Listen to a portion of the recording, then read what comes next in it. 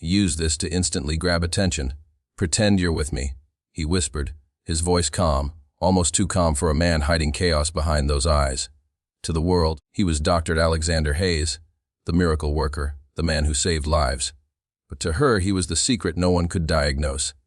She thought she'd found safety in his wealth, his charm, his world of glass mansions and gold stethoscopes. She had no idea the real disease was him. To the world, he was everything a woman could ever dream of. Dr. Alexander Hayes, the name that echoed through charity galas, magazine covers, and television interviews. His smile had the kind of symmetry that made photographers chase him, and his words carried a calm authority that could melt away fear. He was the man who made miracles in hospital rooms, the surgeon who rebuilt what the world had broken. People didn't just trust him, they worshipped him. And she, Claire, had fallen right into that illusion. Like a moth drawn to a flame too beautiful to resist. Their first meeting wasn't scripted, but it felt like destiny had rehearsed it 1,000 times. He had treated her younger brother in an emergency, performing a surgery others had deemed impossible. The media called him the healer of lost causes. But to Claire, he was more than that. He was light after darkness, hope after heartbreak. He made her believe in love again, in life again. What she didn't know then was that perfection, when it shines too brightly, often blinds you to the truth lurking beneath. Their love story unfolded like a fairy tale written for the modern age. Candlelit dinners overlooking city skylines. Handwritten notes slipped under her door with words like forever, mine, safe. The world around them blurred, and in that blur she felt chosen. He told her she was the one who made him human again, the one who saw beyond the fame and fortune. He said he didn't need the applause of the world, just her quiet presence, and when he looked at her, really looked at her, it was as if no one else existed. That was his power, the ability to make every person feel like they were the only one who mattered. But perfection has edges. Sharp, invisible ones that cut without warning. Slowly, Claire began to notice small cracks in the dream she thought she was living. The way he reacted when someone disagreed with him. The flash of anger that flickered in his eyes when things didn't go as planned. The chilling silence that followed when she questioned where he'd been on nights he didn't come home. Yet every time her intuition whispered, "Something isn't right," he drowned it out with affection. With gifts, with apologies, with words that felt like silk. "You overthink, my love," he'd say, his tone soft, his hands tender. "You've been hurt before. Don't let fear ruin something pure." And she'd believe him, because how could someone who saved lives ever be dangerous? Perfection, she learned, doesn't just deceive, it conditions you. It teaches you to dismiss your doubts, to second-guess your instincts. It whispers that your discomfort is your fault, that your worry is insecurity. Claire found herself adjusting to him instead of questioning him. She stopped seeing her friends as often. She stopped posting online. She laughed less, spoke less, existed less, until her world revolved entirely around his approval. And the terrifying part, it didn't feel forced. It felt natural, like love should be sacrifice, like devotion should mean surrender. That's how subtle control begins, not with chains but with charm. The world reinforced the illusion too. To everyone outside their mansion walls, Dr. Hayes was a saint. Every time his name appeared in the news, it came with words like brilliant, generous, selfless. He donated millions to hospitals and sponsored medical students. He smiled at reporters, held babies, and promised to make the world better. And Claire would stand beside him at those events, her hand in his, smiling for the cameras, while her heart whispered truths she didn't dare speak. No one would believe her even if she tried. How do you accuse perfection? How do you expose a man whose entire existence is built on admiration? There was one evening she'd never forget, a charity gala where he was honored as Humanitarian of the Year. As he took the stage, the crowd rose in applause, men shaking his hand, women gazing at him like he was carved from virtue itself. His speech was flawless, his voice filled with compassion. And as she watched him, standing there beneath the golden lights, something inside her cracked. Because she realized, with a chill that crawled up her spine, that she didn't know the man being celebrated. The person on that stage wasn't the same one who looked at her with warning in his eyes when she asked too many questions. That man, her man, was someone else entirely. Perfection, she realized too late, was a performance, a role he played so convincingly that even she, living in his shadow, couldn't tell where the act ended and the real man began. And maybe that was the most dangerous illusion of all. Not that he had fooled the world, but that he had made her believe she was the only one who truly knew him. Because when she finally saw who he really was, when the truth started bleeding through the lies, she understood perfection was never his nature. It was his camouflage. It happened on a quiet evening, one of those nights when the air outside feels heavier than usual, as if even the wind knows something's about to break. The house was silent, but not peaceful. It was the kind of silence that listens. Claire sat by the window, tracing the outline of raindrops sliding down the glass, waiting for him to return. The grandfather clock ticked like a countdown, marking each second of her unease. When the door finally opened, she turned with relief, but what entered wasn't the man she'd been waiting for.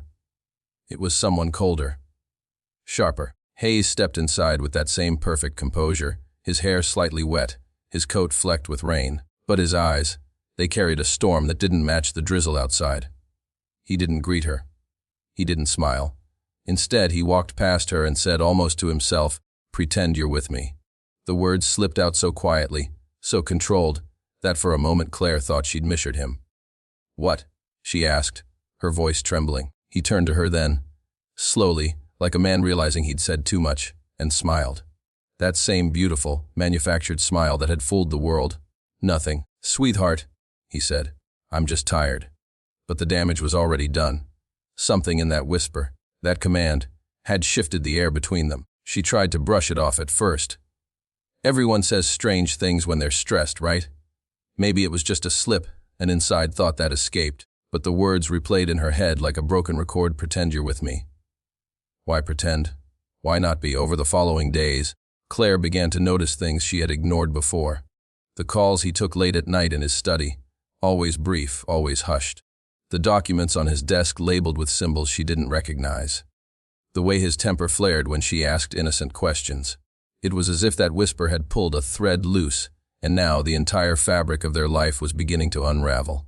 One night, while he slept, she found herself wandering through his office, a room she was told never to enter. The walls were lined with diplomas, awards, and photographs of smiling patients. But behind his desk, she noticed something strange. A locked cabinet with a small keypad. Above it hung a framed picture of the two of them from their first anniversary, her laughter frozen in time. For a moment, guilt clawed at her conscience. "He saved my brother's life," she reminded herself. "He's a good man." But then she remembered the whisper, low, controlled, haunting, and her curiosity overpowered her fear. She tried a few passwords: his birthday, his license number, her name. Nothing worked. Then, on a whim, she entered the date of her brother's surgery, the day they met. A soft beep confirmed her success. The lock clicked open. Inside the cabinet were folders, dozens of them, each one labeled with names she didn't recognize, but the contents inside made her blood run cold. Reports, photographs, letters, people, patients who had supposedly died during treatment or moved away. But the files told a different story, one of manipulation, coercion, and silence. And then, tucked inside a folder marked Claire W., was her name, her file. There were notes, observations about her habits, her fears, even her family. Details she'd never shared with anyone. His handwriting curved neatly along the page: trust stable, dependency increasing, psychological attachment confirmed. It was written clinically, like she was just another subject, another case study in his twisted experiment. Claire felt her breath catch. She dropped the file and stumbled back, her heartbeat thundering in her ears. She wanted to scream, but the sound caught in her throat. Just then, she heard footsteps behind her, steady, deliberate, unhurried. "Couldn't sleep?" he asked, his tone so casual it terrified her. She turned slowly. His face was calm, but his eyes were alive with something she hadn't seen before. Not anger, not surprise, as something darker. He walked toward her, every step deliberate. "You shouldn't be in here," he whispered. I was just looking for you," she stammered, clutching the desk to steady herself. "You said?" "I said pretend you're with me," he interrupted softly, stepping closer until his breath brushed her cheek. "And you're doing a wonderful job." That's when she understood. The whisper wasn't a mistake. It was a warning, or worse, an order. Her life wasn't what she thought it was. She wasn't his partner, she was his project. Everything, the affection, the protection, the control, it was all part of a plan designed to keep her exactly where he wanted her: close, obedient, silent. From that night onward, everything changed. His charm became a weapon. His touch, once comforting, now felt like possession. Every moment she smiled, She wondered if it was her choice or just another part of the pretense he demanded. The whisper echoed in her head, over and over, as if it had fused with her heartbeat. Pretend you're with me. She had no idea that the man who once saved lives was slowly taking hers apart, piece by piece, whisper by whisper.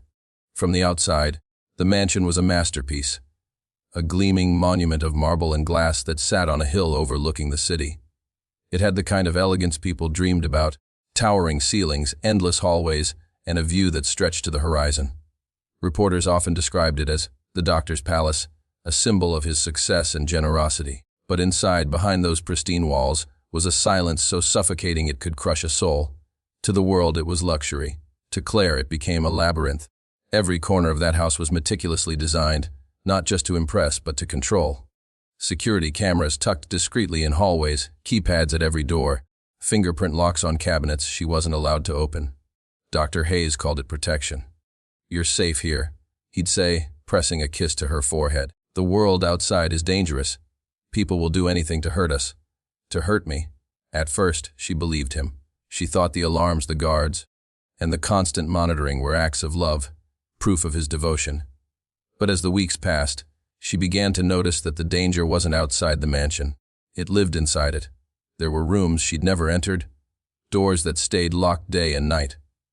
Once she'd heard strange noises coming from the basement, the faint hum of machinery, a low rhythmic beeping, and what sounded like muffled voices. When she asked about it, his expression had turned cold. "Storage," he said simply, his tone final. "Some things are better left untouched, but curiosity is a stubborn thing, and fear, when it grows, demands answers." One evening, while he was out at a medical conference, Claire decided to explore. Her heart pounded as she walked down the marble staircase that led to the lower floor, a part of the mansion she had never dared to enter alone. The walls grew narrower, the air colder. She reached a steel door at the end of the hallway and noticed something odd, a smudge on the keypad, as if someone had recently touched it. She tried the same code she had used before, her brother's surgery date. The door clicked open. The light flickered on, revealing a stark, sterile room that looked nothing like the rest of the house. No paintings, no rugs, no warmth, just cold metal tables, hospital equipment, and monitors still faintly glowing. Files lay scattered across a desk. Claire picked one up. It was labeled Patient L. Martin, status terminated. Her breath caught. Terminated. The word echoed in her head like a scream. She opened another file, then another. The pattern was horrifying. These weren't just patients, they were subjects. Every document detailed procedures that had never been approved, experiments that blurred the line between medicine and madness. His signature was on every page. That's when she realized. The charity missions he'd told her about weren't about saving lives. They were cover-ups. The missing funds, the sudden hospital transfers, the private research. All of it pointed to something darker. He wasn't just hiding secrets, he was hiding crimes. Then she heard it. A voice, faint, weak, coming from beyond the adjoining wall. Claire froze. It was a woman's voice, whispering something she couldn't quite make out. Against her better judgment, she followed the sound. Behind a row of cabinets, she found another door, smaller this time, with a simple lock. Her hands shook as she turned the handle. The room was dimly lit. On the floor, wrapped in a thin blanket, was a woman, pale, fragile, her wrists bruised. She looked up as the light from the hallway spilled in. Her eyes, hollow yet pleading, met Claire's. "Help me," she croaked. Claire's entire body went numb. She rushed forward, kneeling beside her. "Who did this to you?" she whispered, though she already knew the answer. "Dr. Hayes," the woman murmured, voice breaking. "He said I was sick, said he could fix me." Her sentence trailed off into sobs. Claire didn't know what to do. Her instincts screamed to run, to grab the woman and escape. But before she could move, the distant sound of tires crunching on gravel cut through the silence. He was back. Panic surged through her veins. She helped the woman back into the shadows, whispering, "I'll come back. I promise." Then she shut the door and sprinted upstairs, forcing her breathing to steady just as the front doors opened. "Claire." His voice carried through the halls, smooth, calm, practiced. "You're still awake." She turned, feigning surprise, her hands trembling behind her back. "I couldn't sleep," she said softly. He smiled, stepping close enough that she could smell the faint trace of his cologne. Cedar and control. "You shouldn't be down here," he whispered, brushing a strand of hair from her face. There are places in this house that aren't safe. I built this mansion to protect you, but only if you listen." The warmth in his tone contrasted so violently with the threat beneath it that she could barely breathe. Behind that charming smile was a truth she could no longer deny. She wasn't living in a home. She was trapped in a prison designed with love as its disguise. That night, she lay awake in bed, staring at the ceiling, her mind replaying everything she'd seen. The files, the woman, the whispers. The mansion walls, once symbols of wealth and power, now felt alive, pulsing, watching, closing in. Outside, the city lights shimmered like stars, but inside she was drowning in a silence that screamed one terrifying truth. The man everyone admired was not who he appeared to be, and the house that once promised safety was hiding horrors no one could ever imagine. Days turned into nights, and nights into shadows. Ever since that night in the basement, Claire had stopped sleeping. The mansion that once glimmered with perfection now pulsed with paranoia. Every creak of the floorboards, every flicker of the security light felt like a warning. She couldn't unsee what she had found. The files, the terrified woman, the cold precision of his cruelty. It haunted her every breath. Dr. Hayes still moved through the house with his usual calm, his every word wrapped in gentleness. But now, Claire saw what hid behind it, manipulation dressed as care. When he smiled, she saw the calculation in his eyes. When he held her, she felt the weight of his control. Every compliment came with an invisible string attached, and every act of affection felt like a test to see if she still believed in his illusion. But Claire had changed. The whisper that once frightened her now fueled her resolve. "Pretend you're with me." She understood its meaning now. He didn't want love, he wanted obedience, and the only way to survive was to play along. So she pretended. She laughed when he made jokes, listened when he spoke of new research, and nodded when he insisted she stop seeing her family for her own safety. But behind her calm expression, she was studying him, observing patterns, memorizing routines, and noting every locked door, every password, every call he made. She became the silent detective inside her own life. Her chance came one afternoon when he left for what he called a conference in Zurich. He trusted her too much to suspect rebellion. That was his arrogance. As soon as his car disappeared down the winding driveway, she rushed to his private office. The door was locked, but she'd learned his habits well enough to know the code: his mother's birthday, a date he'd once called the beginning of everything. Inside, the office was immaculate as always. Bookshelves lined the walls, filled with thick volumes on human anatomy and neuroscience. But what caught her attention was the computer, sleek, encrypted, humming faintly. She powered it on and found a folder titled Donor Records. Her stomach twisted. The files weren't about donors. At least not the kind people imagined. Each record listed a patient's name, medical history, and something horrifying: notes on compatibility, extraction timing, and location of transfer. It read like a surgeon's manual for harvesting. The deeper she went, the worse it became. There were financial logs showing millions transferred to offshore accounts under shell company names. Medical reports from hospitals across the world that had quietly lost patients under his care. And one folder, marked Confidentialstab, that made her heart stop. Her initials. Surveillance images of her in the garden. Sleeping. Driving. Notes beside each photo detailed her physical health, emotional responses, even her hormone levels.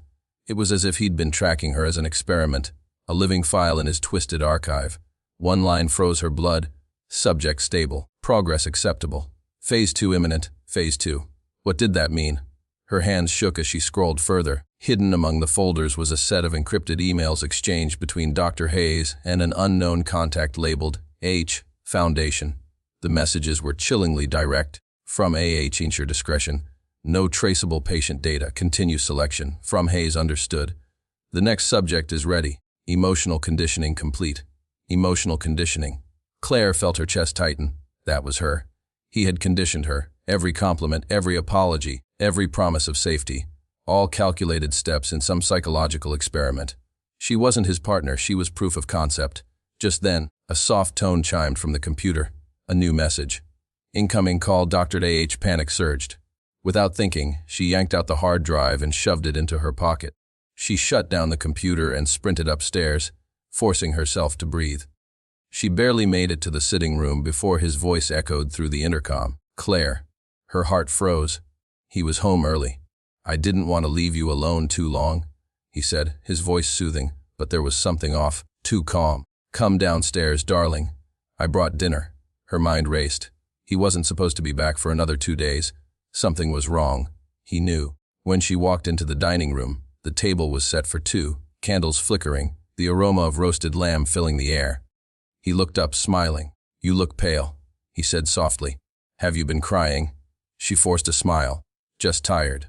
He reached across the table, taking her hand. His touch was warm, deceptively so. "You know, Claire, trust is everything in a relationship," he whispered. "Without it, everything falls apart." The words sent chills through her spine. He knew. Maybe not everything, but enough to suspect. His thumb traced circles on her palm, slow and deliberate. "You'd tell me if something was wrong, wouldn't you?" "Yes," she lied. He smiled, satisfied. But his eyes lingered too long. That night, as she lay in bed pretending to sleep, she heard his footsteps outside the room. He paused at the door, listening, watching. Then, after what felt like hours, he walked away. When the silence finally returned, Claire clutched the hidden hard drive beneath her pillow. She didn't need a medical degree to understand what was happening anymore. The diagnosis was clear, not of her body, but of her life. She was living with a predator, a man whose brilliance masked a sickness no cure could touch. And she knew, from that moment on, one truth: survival would require more than pretending. It would demand strategy. The storm began the night she decided to run. Rain pounded against the glass walls of the mansion like fists demanding entry, wind howling through the trees as if nature itself sensed the horror buried inside. Claire stood by the mirror, staring at her reflection, pale, trembling, eyes wide with fear and defiance. The flash drive with all his files hung on a chain around her neck, hidden beneath her blouse. It was her proof, her weapon. She had spent days preparing for this, copying his documents, decrypting codes, memorizing routes. Every second she acted the part of the obedient partner, smiling, serving, listening, all while secretly plotting her escape. But Dr. Hayes was too smart, too watchful. The man saw through lies like X-rays see through skin, and Claire knew, deep down, that the only way out might also be the most dangerous. That evening, he had invited guests, powerful men in tailored suits and women with diamond smiles. A charity dinner, he called it, though Claire knew better. It was a transaction masked as generosity. Each guest represented one of his private investors, the kind who paid not for healing, but for results. She played her role perfectly, the elegant wife, the picture of loyalty. Her dress shimmered under the chandelier, her laugh echoed softly in the hall. But every move was rehearsed, every glance calculated. The USB drive was tucked in her clutch, ready to be passed to a journalist waiting in the city, a contact she had reached through a secure email 2 nights ago. If she could just get through the dinner, she'd slip away unnoticed. But fate, it seemed, had other plans. Halfway through dessert, Dr. Hayes raised his glass. To the pursuit of perfection, he toasted, his gaze lingering on Claire. To the ones who make us better, stronger, unstoppable. The table applauded. He smiled that charming smile, the one that once melted her heart. But beneath it, his eyes were fixed, calculating. As the guests chatted, Claire excused herself to the bathroom, clutching her purse like a lifeline. Her heart pounded as she slipped into the hallway and pulled out her phone to text the journalist. "Leaving now, have everything. Meet at the station." But before she could hit send, a hand closed over hers. "Going somewhere." His voice was silk, smooth, deadly. She froze. Slowly she turned. Dr. Hayes stood in the dim light, his expression calm, but his eyes gleamed with quiet fury. "You've been distant lately," he said, stepping closer. "Distracted. Almost secretive." "I just needed some air," she whispered. "Lear." The word cut through her like a blade. He reached for her clutch. She tried to pull it back, but he was faster. The bag slipped from her grasp, hitting the floor, and the USB clattered out, gleaming under the hallway light. Time stopped. For a moment, neither of them moved. Then he smiled, slowly, dangerously. He said softly, crouching to pick it up. "So that's what you've been hiding." Claire's throat tightened. "It's over, Alex. I know everything." He straightened, holding the drive between his fingers like a surgeon examining a tool. "Do you?" he asked. "Do you really think you understand what I've built?" "It's murder," she spat. "You killed them. You lied to everyone, the hospitals, your patients, the world." His smile faded, replaced by something colder. "You call it murder," he said. "I call it progress." "Progress." She stepped back, shaking. "You experimented on people?" He sighed, almost regretful. "You still see the world in black and white, Claire. I was creating something that could change everything. New organs, new cures, a new future. They were all volunteers in a way. I simply chose for them. Her voice broke. You're insane. Insane. He echoed, his tone calm again. No, my love. I'm visionary. You should be proud. You've been part of my greatest work. Her blood ran cold. Part of what? He took a step closer, lowering his voice to a whisper. You were the perfect subject, emotionally receptive, physically ideal. The conditioning worked beautifully. You were never supposed to find out, not yet. She stumbled back, horrified. Stay away from me. He tilted his head, studying her like a specimen. You're shaking. Fear releases adrenaline. Fascinating how the body reacts under pressure. Don't come any closer, she shouted, but her voice cracked. For a moment, the mask slipped, and she saw him for what he truly was, not a man, but a scientist who'd lost all humanity. He moved toward her again, slowly, methodically. You should have kept pretending, he whispered. We were perfect when you obeyed. Claire darted toward the door, sprinting through the hall, her heels echoing against the marble floor. She heard him behind her, calm, unhurried, like a predator who knows the prey can't escape. She made it to the garage, fumbling for the car keys with trembling hands. Just as the engine roared to life, he appeared in the headlights, standing perfectly still, rain pouring down his face. Don't do this, he said, his voice muffled through the glass. You'll regret it. But she didn't hesitate. She hit the accelerator. The tires screeched, water spraying everywhere. The car surged forward, and in the rearview mirror, she saw him vanish into the darkness. For the first time in years, she was free. But as she drove through the storm, gripping the wheel with trembling hands, she knew it wasn't over. The man she'd escaped wasn't one who accepted defeat. And somewhere behind her, in the mansion that had once felt like heaven, the devil was still waiting. The night swallowed the city as Claire drove into it, rain blurring the neon lights into streaks of color.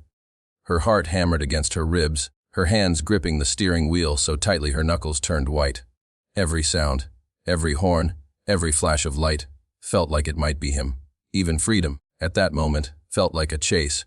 She didn't stop driving until the skyline disappeared behind her and the open road stretched ahead like an endless promise. The USB drive, still hanging from her neck, glowed faintly under the dashboard light, the one fragile thread of truth she had left. It wasn't just evidence, it was her voice, her revenge, her salvation. She finally stopped at an old roadside motel hours outside the city. The rain had slowed to a drizzle, tapping softly against the window as she collapsed onto the bed. Her body ached, but her mind refused to rest. Every shadow looked like him. Every silence carried his whisper. Pretend you're with me. The next morning, sunlight seeped through the curtains, washing over her like a quiet rebirth. She'd survived the night. That realization hit her like a rush of air after drowning too long underwater. But survival wasn't enough. He was still out there, untouchable, adored, protected by power and prestige. The world believed in his perfection. And she knew that unless she exposed him, others would disappear just as she almost had. She opened her laptop and sent the message she drafted before the storm, subject urgent. Proof of Dr. Alexander Hayes's crimes attachment. USB drive contents encrypted copy message. He's not who the world thinks he is. Publish everything. Then she waited. Hours turned into a day. Her phone stayed silent, but her pulse never slowed. She checked the news obsessively, refreshing every feed until finally just after midnight it happened. Breaking news. Medical hero under investigation. Sources allege criminal experimentation and human rights violations. The screen lit up with images of his mansion, flashing lights, police cars, and journalists swarming the gates. Headlines spread across every platform: the miracle doctor's dark side, the healer who hunted, the man behind the mask. Claire stared at the screen, tears flooding her eyes, a mix of relief and grief. The truth was out. The illusion had shattered. The man who once controlled every heartbeat of her life was finally being unmasked before the world. But freedom wasn't the fairy tale she imagined. The police found the woman she'd seen in the basement, alive, but barely. Her testimony confirmed everything Claire had exposed. More victims came forward. Hidden graves were uncovered near properties tied to his research foundation. The world gasped, horrified. The same society that had once praised him now demanded his punishment. And Dr. Hayes, he vanished before his arrest, disappeared like smoke. For weeks, there were rumors, sightings, whispers, reports of a man matching his description in distant cities. But none confirmed. Some said he'd fled the country. Others claimed he'd taken his own life. Yet Claire knew him too well. Men like him didn't surrender. They waited, they watched. Still, she refused to live in fear. Months passed, and she rebuilt her life piece by piece. Therapy sessions turned her silence into strength. She moved to a new city under a new name, started volunteering at a women's shelter, helping others escape their own invisible cages. Every time she met a woman with haunted eyes, she saw a reflection of who she once was, and she promised herself never again.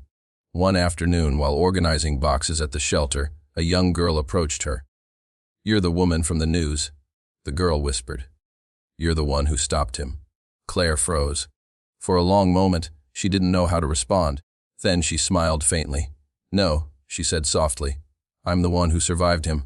That night she walked to the pier, watching the sunset bleed into the horizon. The air was calm now. No alarms, no whispers, no locked doors. Just the sound of waves and her own heartbeat, steady and strong. She thought about the version of herself that once believed love meant safety, that trust meant surrender. That version was gone, buried with the lies she escaped. In her place stood a woman who had faced the monster behind the mask and refused to break. The world called her brave. She called herself awake. And sometimes, when the wind brushed against her face in the dark, she swore she could still hear him. That voice from another life, whispering, "Pretend you're with me," but she no longer feared it. Because now she finally understood the truth. Pretending may have once saved her life, but awakening had given it back. The truth about Dr. Hayes spread like wildfire. His empire crumbled, his name erased from every wall he once adorned. But for Claire, justice wasn't about his fall, it was about her rise. She had walked through fire and come out reborn. No longer the woman who waited for someone to save her, but the woman who had saved herself.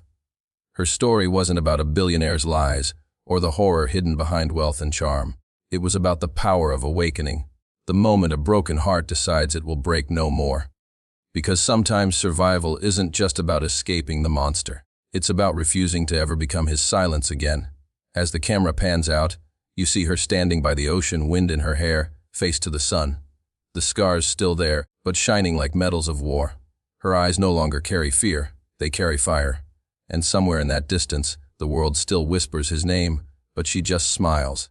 Because the whisper that once controlled her now fuels her strength. So if you ever find yourself pretending for love, remember Claire. Remember that no matter how dark the secret, truth will always find the light. And when it does, you don't whisper back, you rise.